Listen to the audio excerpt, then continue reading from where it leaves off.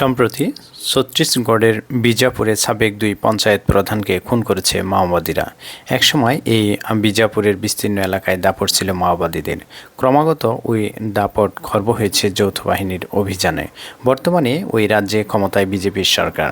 এহেন পরিস্থিতিতে ছত্তিশগড়ে মাওবাদীরা নতুন হুমকি দিয়েছে, বিজেপি ছাড়ো নয়তো মরো।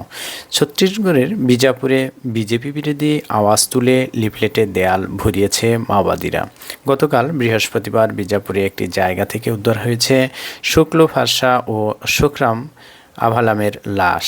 তারা ছিলেন এলাকার পঞ্চায়েতের প্রধান। এদের বুধবার অপহরণ করা হয়। গত রাতেই ফারসার কিশোরী মেয়ে একটি ভিডিও প্রকাশ করেছেন। ওই ভিডিওতে দেখা যাচ্ছে তার বাবা নিজের প্রাণের ভিক্ষা করছেন। তবে শেষমেশে ওই কিশোরী তার বাবার লাশ দেখতে পান। ওই লাশের দৃশ্যে দেখা যায় তার বাবার গলা কাটা ছিল। গত 2023 সালের ফেব্রুয়ারি থেকে 11 জন বিজেপি কর্মী ও 3 জন কংগ্রেস কর্মী খুন হয়েছে বস্তার এলাকায়। বিজেপি কর্মীদেরও সাফ হুমকি দিয়ে যাচ্ছে মাওবাদীরা। সেখানে বলা হচ্ছে বিজেপি না ছাড়লে খুন হতে হবে। চলতি বছরের মার্চে এই পরিস্থিতির মাঝে সেখানের 43 জন বিজেপির নেতাকে আলাদা করে পুলিশ নিরাপত্তা দেওয়া হয়। মাওবাদীদের হাতে নিহত ফারসা ছিলেন ছত্তিশগড়ের আদওয়ারা বিয়ারাভূম গ্রামের পঞ্চায়েত প্রধান।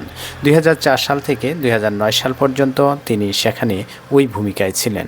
তিনি বিজেপির কৃষক সংগঠনেরও গুরুত্বপূর্ণ ভূমিকা পালন করেন।